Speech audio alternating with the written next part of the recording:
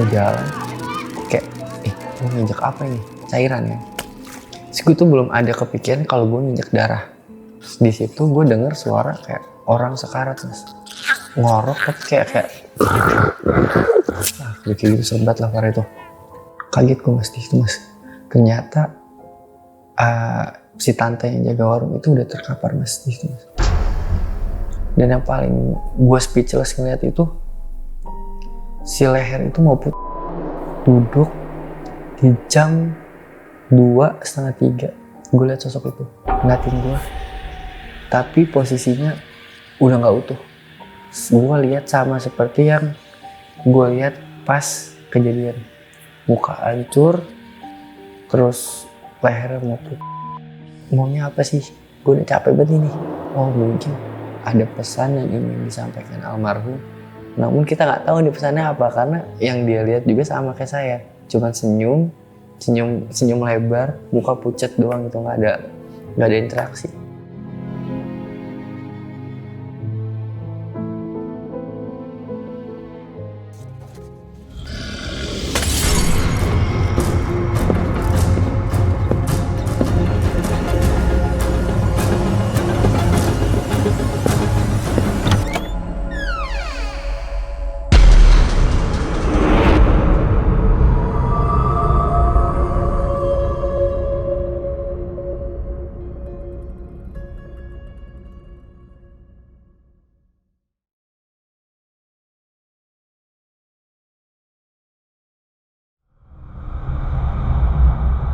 Jadi guys, kalau kalian mungkin lewat warung, kalian akan nganggap ya biasa-biasa aja gitu, bangunan yang kecil, terus di dalamnya ada dagangan-dagangan. Tapi kalian pernah mikir nggak, kalau ternyata di dalam warung itu ada orang yang lagi nyari rejeki?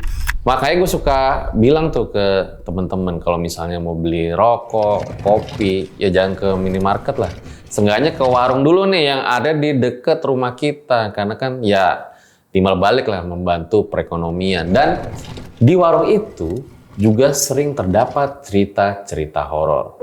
Nah hari ini gue kedatangan seorang narasumber yang ngirim cerita ada hubungannya dengan penjaga warung, dan menurut gue ini salah satu kisah yang tragis. Halo Fasya. Halo mas. Makasih ya udah ngirim cerita ke RJL sampai akhirnya bisa diundang ya. Nama panjangnya Fasya Ungu. Kasih aja mas. Masih aja ya. Kasih ungu penyanyi tuh. Ya udah jadi pejabat lagi. Ya udah jangan, serem. Ini pengalaman Fasya ketika melihat penjaga warung itu dihabisi secara keji gitu. Betul. Cuman kalau saya nggak melihat kejadiannya secara langsung, tapi saya salah satu yang menemukan pertama kali korban di warung itu. Dan posisi itu ya sudah hancur berlumuran darah. Bahkan nah saya lihat tuh leher itu mau, jadi kayak leher itu kalau batang kayu dipotek, tek dikit lagi kan copot tuh, sama itu leher kepisah tuh, pala sama leher, badan sama leher. Fasya pada saat itu warungnya memang dekat dari rumah gitu? Deket. Jadi kalau gue gambarin dia, nah ini warung, ini blok rumah gue. Gak jauh lah, 20-30 langkah lah. Oh nggak jauh ya, jadi memang udah kenal lah sama si penjaga warung ini ya? Wah kenal banget mas, karena dari kecil saya sering jajan di situ. Jajan pop es, jajan es, jajan mie. Dan pada saat nemu korban dalam kondisi seperti itu, benar-benar nggak ada orang lain yang Fasya lihat? Ada teman saya doang, satu orang. Teman saya, karena posisinya ya ada teman saya lagi mau beli dan saya nemenin orang itu, makanya kita yang ngeliat duluan. Kalau orang lain, tetangga lain yang nggak ada. Nah setelah kejadian, Fasya disebut-sebut suka didatangi oleh sosok tersebut ingin memberi pesan katanya, benar itu? Kalau ingin memberi pesan itu sih kurang paham, karena nggak ada interaksi. Cuman kalau didatangi hampir dalam setahun ke depannya saya disamperin. Hampir setahun ya? Hampir setahun. Dengan wujud? Wujud ada yang normal, ada yang tidak normal. Tidak normal dalam artian yang saya lihat pada saat kejadian. Wow, ini dalam setahun ya. Cukup lama mas. Cukup lama ya. Oke, ditahan dulu fase ceritanya ya. Nah, buat kalian yang pengen juga diundang kayak Fasya yang ngirim cerita, bisa banget kirim ke sini guys. Karena banyak juga yang masih DM gua nanya gitu loh. Bang, kalau mau ngirim cerita ke RJL gimana ya? Nah, padahal di setiap video udah ditulis nih kirim ke sini. Karena takutnya kalau misalnya gue lagi ngeliat DM, balasnya lama gitu loh. Kalau kalian ke admin nih, bisa langsung dibales. Oke, langsung aja kita mulai. Berikut adalah ceritanya.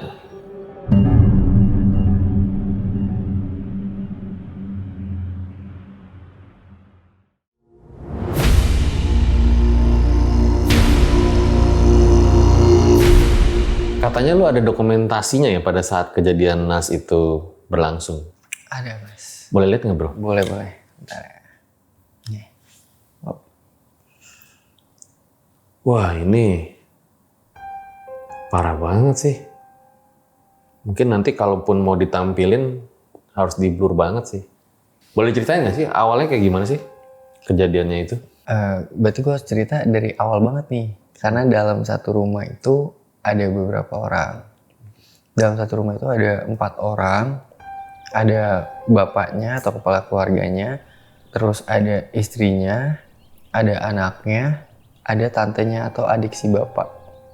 Rumah itu tuh gue gambarin misalkan. Ya ini rumahnya almarhum.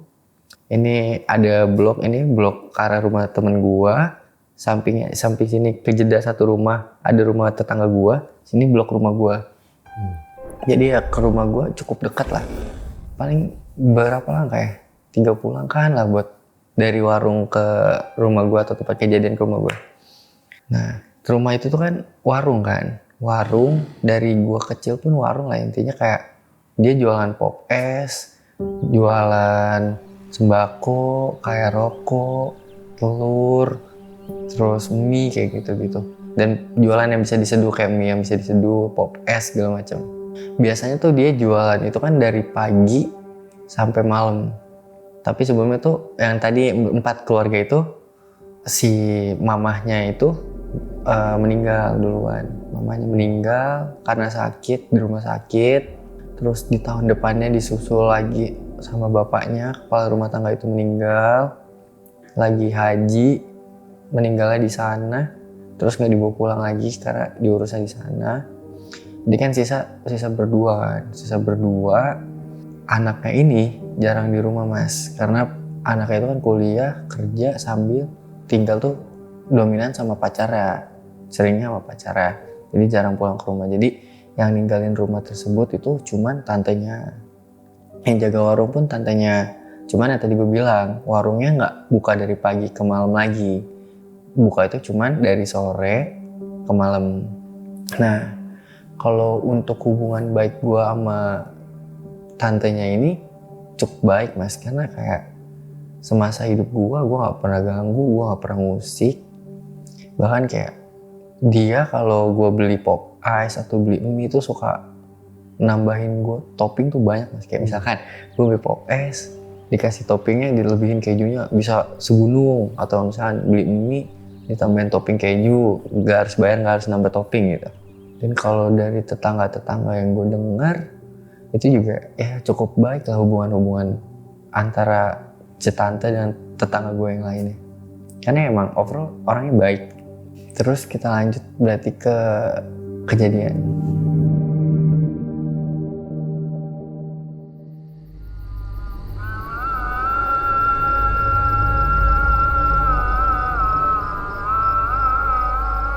Kejadian itu waktu itu di tahun 2014. Jadi waktu itu tuh gue lagi sholat maghrib bareng sama om gue, sama sepupu gue, bertiga lah gue, bertiga sholat maghrib. Kayak biasa aja, nggak ada tanda-tanda ada kejadian gitu. Sudah gue sholat maghrib, gue pulang dari masjid itu. Gue pulang, gue lewat warung itu kan. Lewat warung itu, gue pas-pasan kebetulan sama temen gue yang lagi jajan. Terus gue bilang lah sama om gue, Om kalau mau baik duluan aja. gue mau jajan dulu ke warung, ada temen gue juga kan, gue abis ini mau main lah, kita bilangin aja ke emak gue main dulu gitu. Oke katanya. Gue tanya lah sama temen gue, lu mau beli apa? Gue beliin dong, kayak gue bercanda-canda lah di situ, beliin gue dong rokok lah, nitip rokok filter kata gue. Ya udah ini panggilin dulu nih orangnya, dari tadi gue panggil orangnya nggak keluar, kemana ini orangnya, tidur kali ya, apalagi mandi katanya. Wah gue nggak tahu deh, coba ya panggil. Akhirnya gue teriakin lah kayak beli, gue nggak keluar. Emang gue juga rada aneh karena posisinya biasanya tuh lampu kalau maghrib dari jam-jam berapa ya, jam-jam setengah 6 itu pasti lampu teras tuh udah dinyalain mas.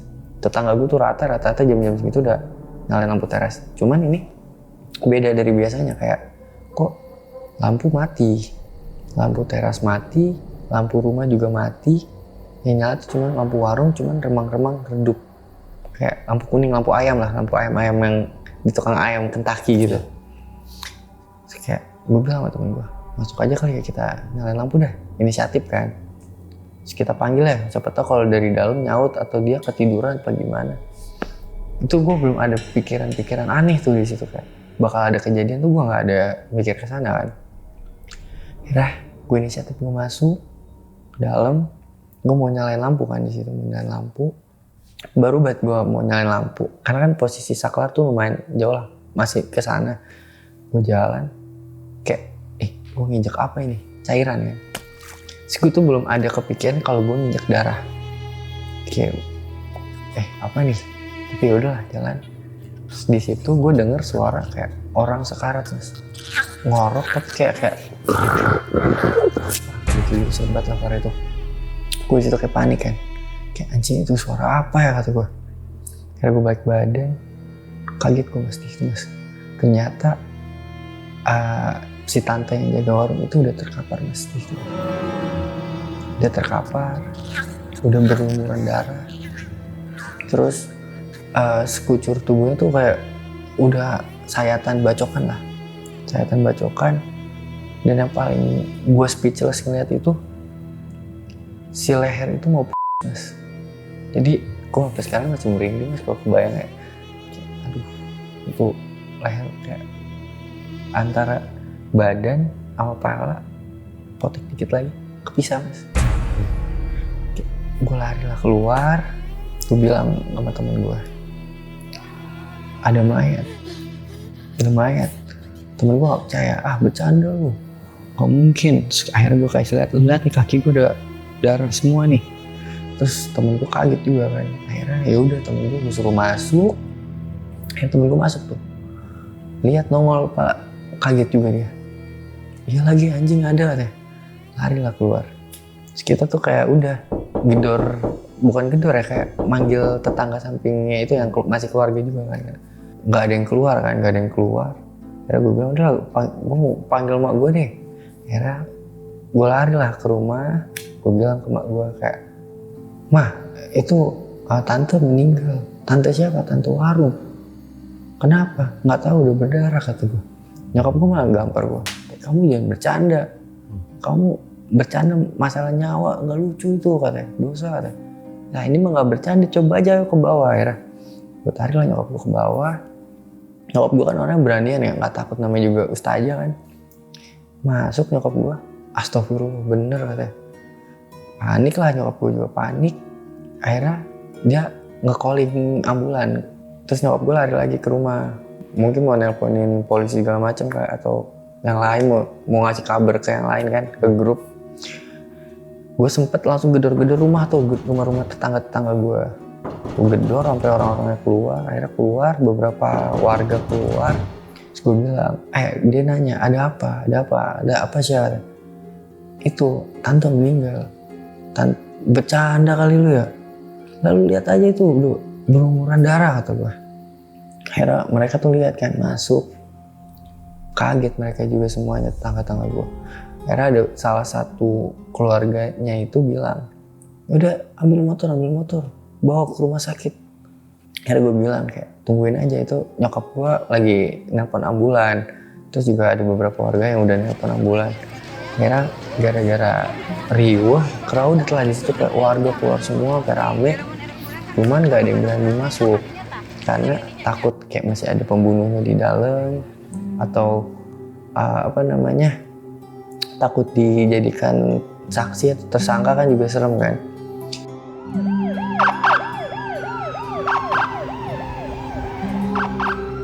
Akhirnya ambulan datang, polisi datang, terus jenazah itu dievakuasi, dibawa ke rumah sakit, kayak rumah sakit Polri karena mau diotopsi.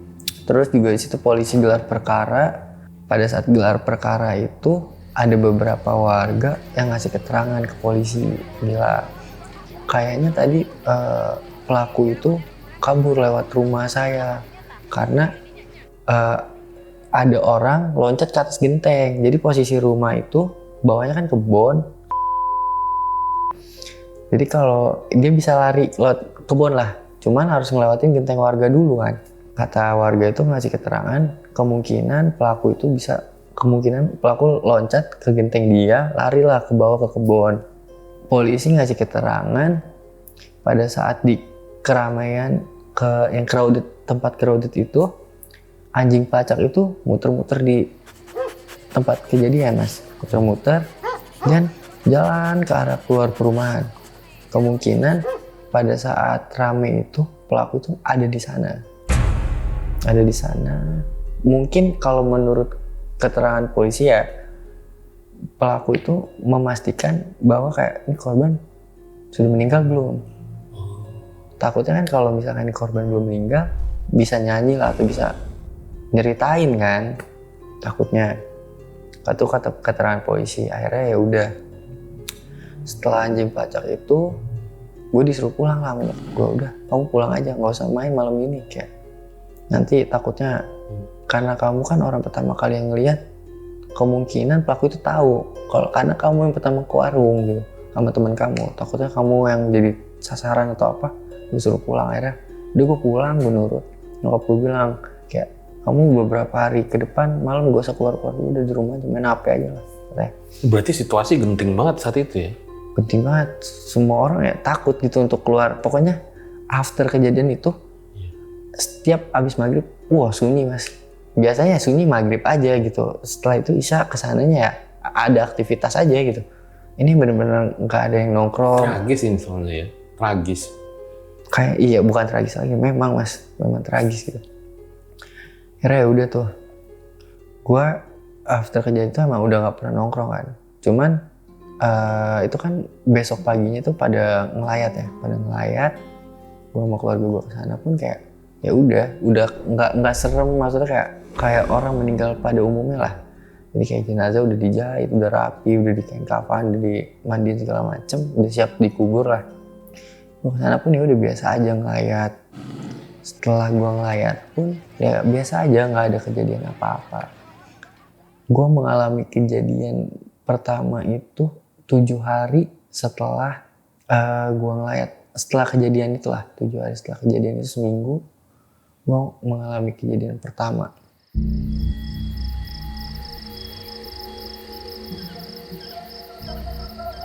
Yang memang kejadian pertama itu cukup bikin gue speechless karena gue mengalaminya sendiri gitu. Gue ngalamin sama orang lain yang bahkan gue gak kenal gitu, orang lainnya. Jadi kejadian pertama itu gue pulang nongkrong, kebetulan itu gue lagi gak bawa kendaraan.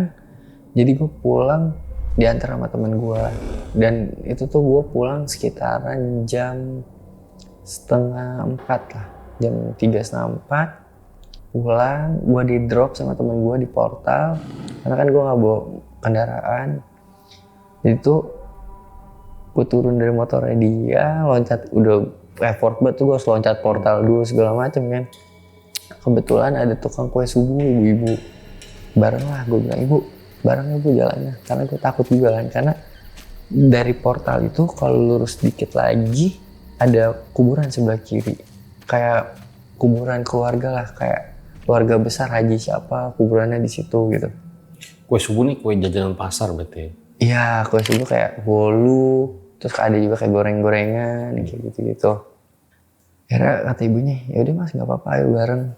Sudahlah, gue jalan bareng sama tukang kue subuh itu, sama ibu-ibu jalan. tiba-tiba ibu-ibu itu berhenti. Gue juga berhenti. Kalau gue berhenti bukan ke distract karena ibu-ibu itu berhenti, karena depan pintu makam itu gue ngeliat sosok almarhum pertama kalinya. Yang kedua kalinya, karena yang pertama kalinya kan gue ngeliatnya ya after kejadian yang telah dihabisi secara tragis itu kan. Yang kedua kalinya gue lihat cuman sosok itu tuh nggak yang serem pas gue lihat pas kejadian. Yang gue lihat itu sosoknya ya ibu-ibu pada umumnya gitu. Almarhum kan badannya gemuk, rambut ikat, terus nggak tinggi lah, pendek.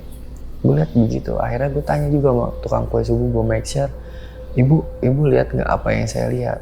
Kata gue. Si ibu-ibu itu bilang, iya saya lihat almarhum ibu-ibu yang belum lama meninggal. Waduh sama nih kata saya kan. Terus ibu itu sambil kayak mau kabur kan. Akhirnya saya ajak ngobrol nih biar nggak lari nih. Kita akhirnya kabur itu, kita jalan mundur sampai keluar perumahan lagi. Duduklah di portal. Di warkop dekat portal. Ada ruko. Gue tanya, ibu emang kenal sama almarhum? Gitu. Saya sih kurang kenal deket. Cuman semasa hidupnya almarhum sering beli kue saya. Kalau pagi-pagi sebelum dia berangkat kerja itu selalu tuh pasti beli gitu. Oh, saya kayak udah menyimpulkan sendiri kayak, oh mungkin ada pesan yang ingin disampaikan almarhum. Namun kita nggak tahu nih pesannya apa, karena yang dia lihat juga sama kayak saya, cuman senyum lebar, muka pucat doang gitu, nggak ada interaksi. Udahlah akhirnya kita tungguin sampai subuh, sampai orang-orang tuh keluar yang buat sholat subuh ke masjid.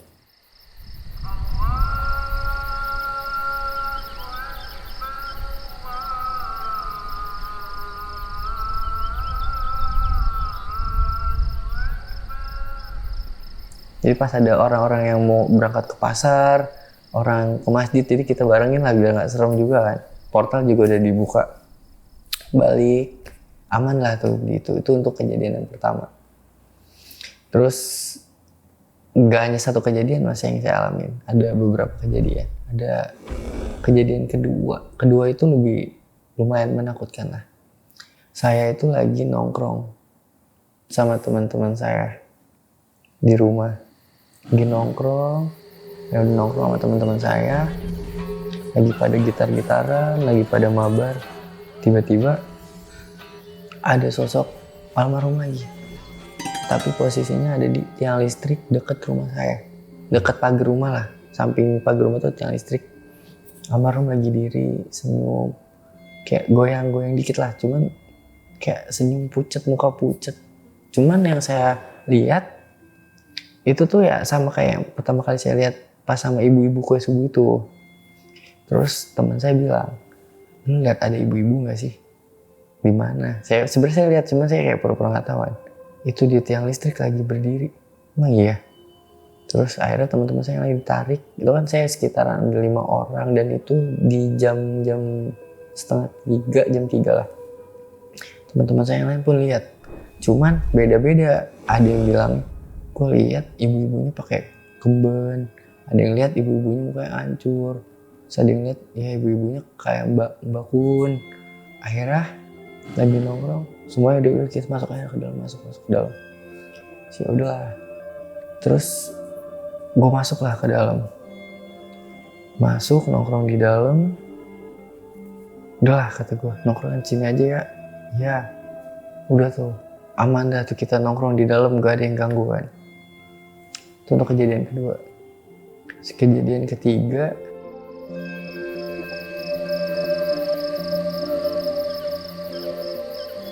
gue lagi sendiri. Sama kejadian itu di teras, selalu di jam-jam 2, 3, 4. Pokoknya sampai dari jam 2, 3, 4 sebelum subuh lah. Gue lagi ngerokok di teras sendirian, gue main HP, gue kaget mas. Ada sosok ibu itu lagi, almarhum, di pagar rumah gue lagi. Cuman posisi gue lagi sendiri. Gue lihat, ibu itu ngeliatin gue, kita hadap-hadapan kan, kayak gue keluar. Kayak, anjing, kok bisa ya? Ini ketiga kali nih, berarti nih kata gue, 3 kali. Serem juga ya. Terus gue bilang kayak, tolong ya jangan ganggu gue nggak ada musik lu kok, masa lu musik gue. Tapi ya udahlah, di situ kayak gue lanjut rokok habis gue masuk, gue tidur. Karena gue takut juga mas di situ sebenarnya, cuman gue melawan rasa takut gue aja gitu. Terus itu untuk kejadian ketiga. Tapi itu situasi di keluarga itu yang ngelihat berarti lo doang? Gue doang, keluarga gue nggak. Keluarga lu belum ada nih? Nggak ada yang lihat, sampai sekarang pun nggak ada yang lihat. Oke. Sebelumnya gue belum pernah ngeliat kayak gitu malah. Baru pas di sini aja? Baru pas di sini. Kayak gue juga bingung, gue punya mata batin nggak ada yang bukain juga siapa gitu kan. Terus itu kan tadi kejadian keempat ya. Terus setelah itu ada kejadian lagi gong banget itu. Gue lagi masak mie jam 3-an lah, jam 3-an. Selalu di jam 3 gue juga heran gitu. Gue lapar banget kan, gue masak mie. Nah, gue gambarin deh denah dapur gue. Misalnya ini kotakan misalnya dapur, sini kamar mandi, di balik sini ada kitchen set, kompor segala macam, sini wastafel. Nah, sampai wastafel kesananya itu ada lorong. Lorong itu kayak buat naro barang-barang perabotan yang udah nggak kepake ataupun yang kepake gitu yang digantung-gantungin. Terus udah gue masak, gue tuh mau ambil panci karena gue selalu di rumah tuh ada teko, udah ada airnya, jadi tinggal panci begituin doang, nggak harus ngambil air ke galon kan. Udah tuh gue ngambil panci, gue kaget di lorong tempat panci itu ada sosok almarhum. Tapi yang biasanya gue lihat awal-awal kan almarhum itu badannya ya kayak almarhum pas waktu hidup, pendek, rambut ikal, badan gemuk. Ini enggak.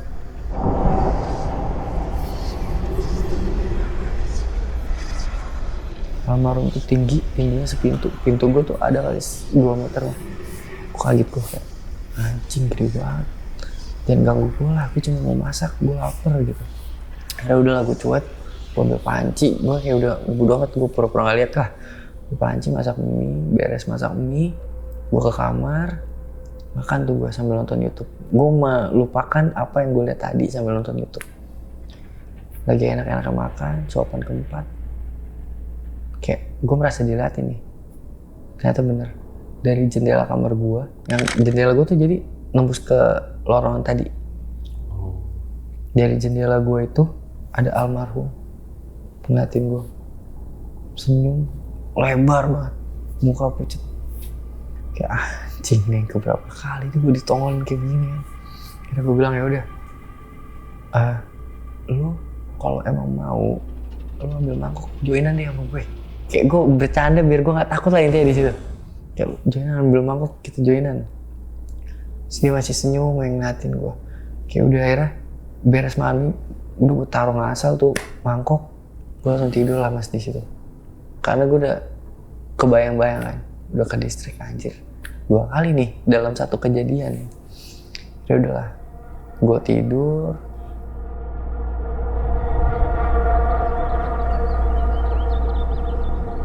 Udah tuh pagi hilang lagi. Karena setiap kejadian itu setiap di jam 2, jam 3, jam 4. Setiap pagi udah gue beraktivitas normal lagi. Tapi ada isu-isu nggak pada saat itu tentang kelanjutan dari yang terjadi sama almarhumah itu? Pada saat lu ditampakin itu ya? Belum ada. Belum ada. Lu belum mendengar lah gitu? Gue nggak dengar karena emang kebetulan gue jarang, gue tinggal di cuman gue jarang di sana. Maksud gue kalau main sama teman-teman gue di luar. Terus ada juga gue dapet cerita dari teman gue, salah satu teman gue, POV-nya dia. Jadi kan tadi gue jelasin ya, ini blok rumah teman gue, ini blok gue, ini rumah almarhum, ini kehadang satu rumah. Temen gue itu lagi pulang subuh-subuh, habis main sama teman-temannya, dia mau pulang nih belok. Dia ditampakin juga sama sosok almarhum, diri di depan rumah almarhum, lagi nyapu, dia senyum. Terus gue bilang kayak, lo serius gue liat. Sebenarnya gue ada beberapa lagi yang gue alami, cuman udah lalu taunya itu aja lah, ntar lu takut terus kalau pulang nggak berani lagi. Ya udah selalu dah, kayak, karena gue juga orangnya nggak peduli juga kan, maksudnya kayak ya udahlah lu ini bukan gue kan.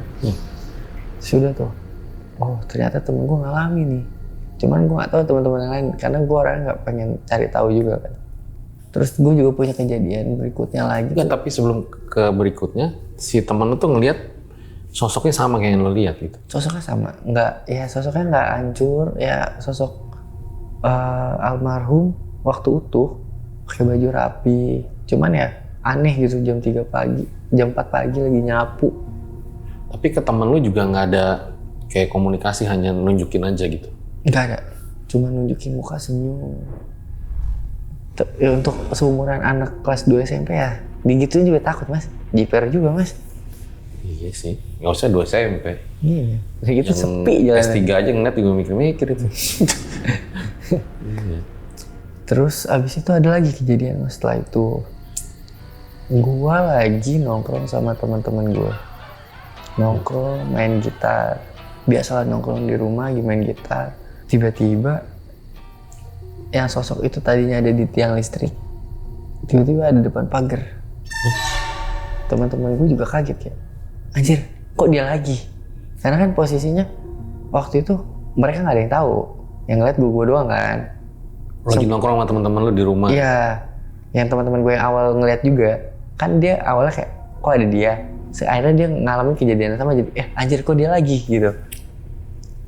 Dia lagi nongkrong, lagi gitaran. Tiba-tiba ada dia, kaget dong semuanya. Kita ngeliat sama persis sama kayak yang kita lihat sebelumnya. Ada yang ngeliatnya begini, ada yang ngeliatnya begini ya. Masuklah kita ke dalam. Masuk ke dalam, tungguin nih. Sampai nggak ada, karena gue bilang kalau mau berisik main gitar enakan di depan, karena gue nggak enak sama nyokap gue juga tidur kan. Ngintip lah dari jendela, karena posisi jendela itu di sini, ini pagar. Jadi kalau gue ngintip, jadi gue ngintipnya miring kan. Oh udah nggak ada, aman nih, aman, keluar ayo.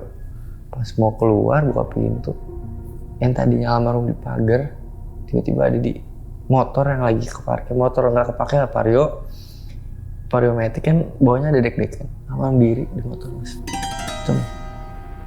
Wah, ngeliatin. Langsung pintu banting. Udah lah, gak jadi nongkrong. Pindahnya ke kamar gue dong, kita mabar. Ada mabar lah di kamar. Beres itu udah tidur. Udah lah, kita gak pikirin itu lagi kan. Itu kejadian ke-6. Masih ada lagi nih kejadian lagi.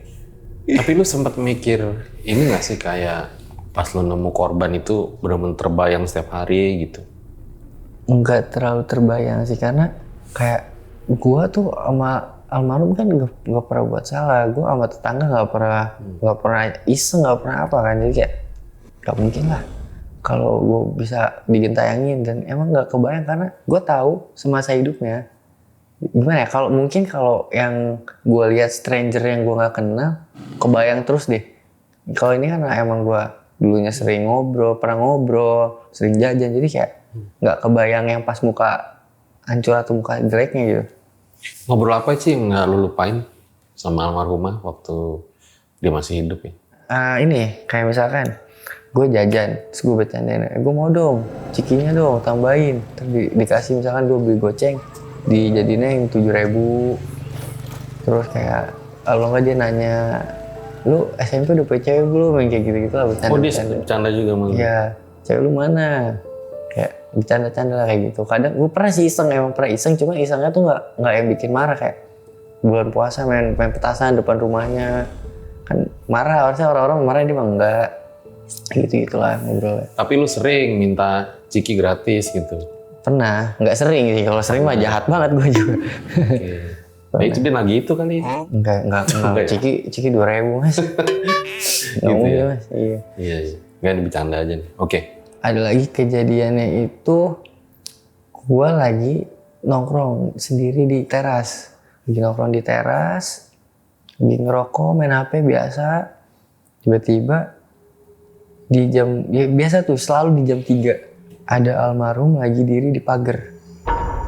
Terus gue udah nggak yang, udah bodo amat lah, lu mau ngapain juga terserah dah. Gue ngerokok, habisin rokok, masuklah ke dalam, masuk kamar. Nah gue berharap kayak udah gue nggak mungkin nih gue lihat lagi nih main HP. Tiba-tiba gue merasa ada yang ngeliatin nih.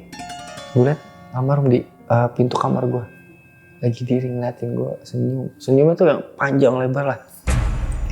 muka pucet kayak anjing, nongol lagi kata gue ya kan.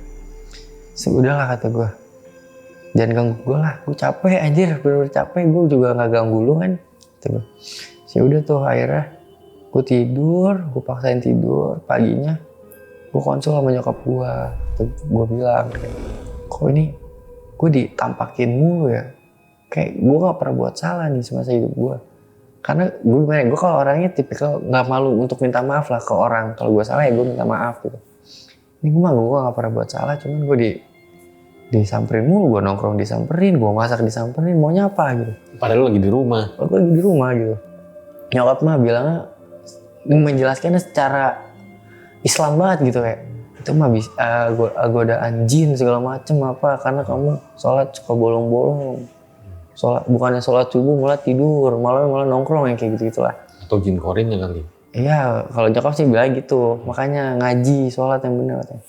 Gue bilang iya, tapi dalam hati gue nggak mungkin anjir, kalau emang jin masa ya gue subuh ngeliat bareng gue, teman-teman gue ngeliat bareng gue ya kan, nggak mungkin kan. Kira udahlah, gue ngaji, rajin lah, akhirnya gue rajin ngaji, lumayan rajin, udah nggak pernah tuh disamperin lagi di situ. Terus gue bilang ke nyokap gue, iya ya bener, kayaknya bener deh, gangguan jin doang ini mah, karena ini udah nggak pernah digentayangin deh. Kan bener kan, makanya sholat segala macam gitu. Terus after dari itu udah tuh udah mulai lagi tuh, jarang lagi tuh ngaji. Gue nongkrong tuh malam minggu nggak salah ya, nongkrong dari jam 7 malah, gue nongkrong dari jam 7 sampai pagi biasa kan, pada nongkrong di rumah gue sama teman-teman gue. Tuh ada sosok itu lagi mas, selalu. Tapi sosok itu tuh yang benar-benar gue tantang lah ibaratnya, kayak gue nongkrong di situ, tiba-tiba dia nongol, gue bilang yaudah ayo lu mau kuat-kuatan nih nongkrong sama gue, sampai kapan nih? Dan benernya sampai subuh itu nggak hilang. Yang biasanya kan gue masuk dikit hilang ya kan, udah nggak ada. Ini bener-bener sampai subuh udah nggak hilang, ada di situ.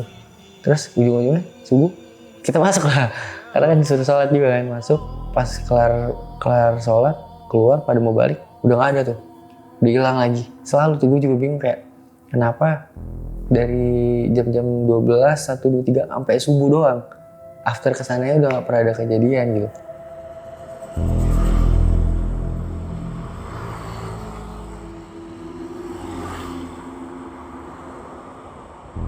Terus berapa hari kemudian gue ngalamin itu malah di sekolah.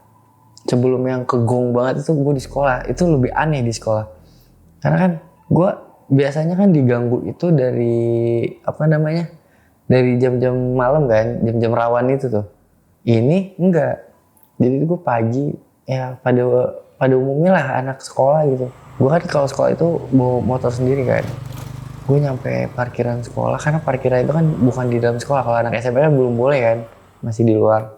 Ada sosok almarhum di parkiran gue. Ada namanya warung Bude gitu. Dia tuh di ujung warung gitu, ngeliatin gue senyum. Kata gue anjing, kenapa lagi sih? Masa kalau emang ada pesan yang mau disampaikan, sampaikan gitu, jangan senyum-senyum doang gitu. Ya udahlah, gue cuek aja tuh, gue tinggal, gue ke sekolah. Nyampe di kelas pun sama sosok almarhum itu ada di jendela, kayak nontonin gue lagi sekolah aja gitu, kayak aneh gitu. Tapi anehnya pas di sekolah teman-teman gue yang lain tuh gak ada yang lihat, karena ada beberapa teman gue yang sering nongkrong di rumah satu kelas sama gue. Cuman kayak gue nanya, lu ada yang lihat kayak jendela? Enggak. Ngeliat apa sih? Biasa kita lihat gitu. Gak ada anjir, lu mah kayaknya ke bawah-bawah nih, halu nih jadinya nih. Gara-gara lu sering lihat. Lu dibilang halu sama temen lu. Bilang halu. Gue bilang, gila halu apaan? Gue emang gue lihat, masa lu gak lihat? Biasanya lu sama gue lihat kan? Enggak, udah lu jangan dipikirin bego, udah ayolah. Udah nongkrong, kantin ya. Udah lah, nongkrong. Udah tuh, gak ada kejadian lagi situ.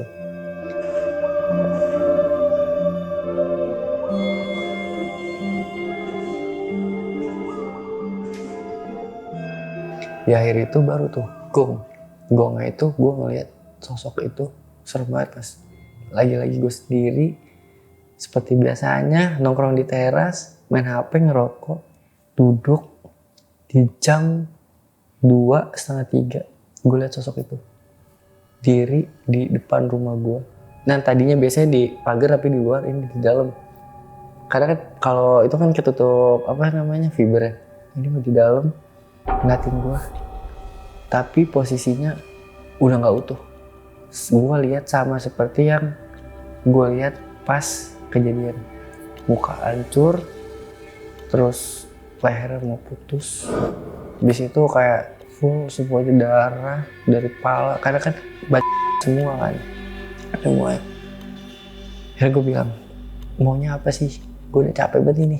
Yang tadinya lu cuma ngeliatin gue biasa aja, ini serem nih kata gue. Akhirnya ya udahlah. Karena dia juga nggak ngomong kan, gue nggak tahu kan. Gue matiin rokok, gue lari ke kamar. Itu sampai pintu rumahnya nggak gue kunci, ngabrak sampai pagi. Paginya gue dimarahin bapak gue. Pintu kunci, ntar ada maling gitu ya. Sudah bodo amat kata gue nggak cerita juga kan, malas gue ceritanya kan. Karena pasti jawaban orang tua gue sama.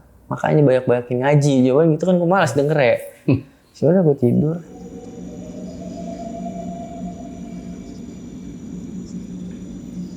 Paginya itu kan Sabtu ya, pagi itu minggunya itu ramai tuh, ada warga yang kayak ngomongin tentang kejadian pada waktu itu.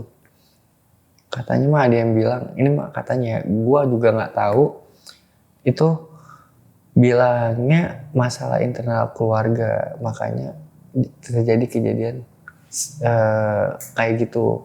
Cuman karena gua nggak terlalu ngurusin, kayak udah aja gitu. Cuman after orang-orang pada ngomongin, ya ibaratnya orang-orang semua udah pada tahu, gue udah gak pernah ditampakin lagi sampai saat ini. Oh, jadi waktu itu rame itu pemberitaan. Isu yang bilang bahwa kasusnya itu ada hubungan sama internal keluarga. Oke, nah setelah itu nyebar ke tetangga, lu udah gak lihat lagi sosoknya? Udah gak lihat lagi. Udah merasa aman tuh gue di situ. Mungkin yang gue tangkep kayak, oh ini kali pesan yang pengen disampaikan gitu. Gue tuh meninggal tuh karena sebab loh, bukannya meninggal nggak ada sebabnya gitu loh. Karena kan orang-orang udah pada tahu juga.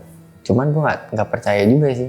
Kayak kalau dia meninggal karena ada internal atau apa. Tapi yang emang aneh juga, kalau bukan internal itu kan ibaratnya warung ya. Kalau ada kasus seperti itu, harusnya semua dibandain dong. Barang-barang hilang yang ada di rumah, uang, perhiasan segala ini enggak. Tapi nggak ada yang hilang? Nggak ada yang hilang. Cuman ya nggak tahu juga gue itu kasusnya kenapa. Karena nggak mau ikut campur kan. Iya, ya itu dugaan lu aja lah gitu ya. Bisa benar ya, bisa salah juga. Betul. Tapi kalau menurut lu pribadi gitu ya, korban itu bisa sampai seperti itu karena apa? Gue gak berani spekulasi sih sebenarnya. Takut salah ngomong kan. Tapi kalau menurut gua bisa jadi ya ada dendam, orang dendam ke dia juga mungkin kan, orang yang nggak suka ke dia atau dia pernah punya perilaku yang nggak enakin ke orang, makanya ada orang yang berani senekat itu. Kalau menurut gua. Berarti maksudnya itu kayak di gitu ya? Iya. Karena ada beberapa barang bukti yang warga bilang ya, karena kan gue pas pada malam kejadian nggak sampai yang full banget di situ sampai ngurusin kan, karena gue pulang. Ada katanya barang bukti itu adalah kelewang ya. Cuman gue nggak lihat langsung lah wujud kelewangnya itu bener ada apa enggaknya gitu. Cuman kalau dari keterangan polisinya ya dibacok, karena emang lukanya kan luka bacokan. Karena benda tajam gitu ya? Kelihatan benda tajam. Tapi kalau di mimpi-mimpi gitu pernah didatengin? Alhamdulillahnya enggak di mimpi. Oh, kalau di mimpi malah nggak pernah lu ya? Enggak. Karena gue selama hidup 23 tahun nggak pernah mimpi mas, beneran sumpah nggak bohong. Hah? Nggak pernah mimpi gue. Lu nggak pernah mimpi? Nggak pernah, ya tidur aja gitu. Tapi nggak mimpi. Kalau mimpi basah mungkin. Mimpi basah pernah? Pernah. Sama siapa ceweknya? Nggak tahu, gue lupa lagi gimana dijelasin. Aduh. Oke, kita balik dulu. Gitu. Tapi di keluarga lu yang lain dimimpin juga nggak pernah? Nggak ada. Nggak pernah ada yang dimimpiin, nggak pernah ada yang diliatin kecuali gue. Cuman kalau tetangga gue yang lain selain temen gue yang tadi, gue nggak tahu. Karena gue orangnya nggak suka cari tahu. Cuman yang gue tahu yang dari temen gue karena sempat cerita ke gue gitu. Nah setelah kejadian itu warungnya masih buka nggak? Sempat buka, cuman karena sempat diurusin sama saudaranya yang rumah sampingnya, cuman sekarang udah nggak buka. Cuman sempet kan, itu kan akhirnya lama kosong tuh berapa tahun ya? Oh akhirnya kosong tuh? Kosong warung tuh. sama rumah-rumahnya? Warung sama rumah-rumahnya kosong. 5 tahun, 6 tahun lah kosong. Terus sekarang kan dikontrakin, sempat ada yang jualan situ. Cuman udah nggak laku, tutup lagi. Cuman ya kalau rumahnya tetap masih dikontrakin sampai sekarang. Udah ada yang baru lah, cuman bukan anggota keluarga. Jadi ini sebenarnya misteri juga ya gitu. Kenapa lu dalam jangka waktu setahun gitu ya? Setahun. Itu bukan tiap hari gitu ya, maksudnya dalam jangka hari. waktu 1 tahun, tapi suka diliatin sama sosok yang mirip si ibu itu gitu. Dan bahkan cuma diliatin doang lagi. Liatin doang. Terus gue juga bingung kenapa ya. Ya dan lu tadi kan gue perhatiin dalam bercerita suka ketawa gitu ya. Itu memang lu sebenarnya pada saat itu kesel, stres, atau biasa aja sebenarnya? Kalau ya gue gimana ya? Gue kesel tuh kayak kenapa harus gue terus-terusan gitu. Cuman pada saat yang pembunuhan mah gue nggak ketawa sih mas. Pas gue kan pertama kali ngeliat ya, itu gue shock, Udah pasti. kaget. Karena ya anjir, gue baru pertama kali ngeliat yang kayak gini gitu. Kalau ngeliat orang meninggal ya sering gitu kan, pasti tetangga ada atau siapa keluarga. Cuman ngeliat pertama kali kayak gitu ya takut mas, gue pengen nangis malah waktu itu, anak SMP. Pada saat kejadian itu ya? Pada saat kejadian. Karena yang gue lihat ya itu yang gue bilang tadi, leher mau copot, semua udah berdarah semua. Ya dan bahkan di fenomena pengalaman lu ada beberapa orang lain yang juga ngeliat sosok si ibu itu gitu. Betul, ngeliat juga. Mungkin kalau lu cari tahu ke orang-orang lain mungkin bisa dapet ini lagi kali bro. Enggak dulu deh mas, terima kasih. Enggak ya? Enggak. Udah lu tutup aja gitu. Ya yang penting didoain aja gitu ya. Rumah semoga diterima di sisinya gitu ya. Amin. Oke, thank you deh bro ya. Udah ngirim cerita sampai akhirnya bisa menceritakan kisah ini di RJL. Sukses selalu bro. Terima kasih ya bang ya. Itu deh guys, akhir dari episode ini. Kalau menurut kalian, kira-kira sebetulnya apa sih yang dilihat sama si Fasya tadi gitu? Apakah memang itu sosoknya langsung yang pengen ngasih pesan? Apa itu jin korin? Atau memang gangguan jin? Atau jangan-jangan salah lihat aja si Fasya dalam beberapa kesempatan? Kalian boleh banget komen di bawah. Dan sekali lagi pesan buat para Lang dan RJL Satset, kalau misalnya mau belanja gitu yang kecil-kecil, jangan lupa belanja di warung. Gue Fajar Aditya, RJL 5 undur diri. Ciao.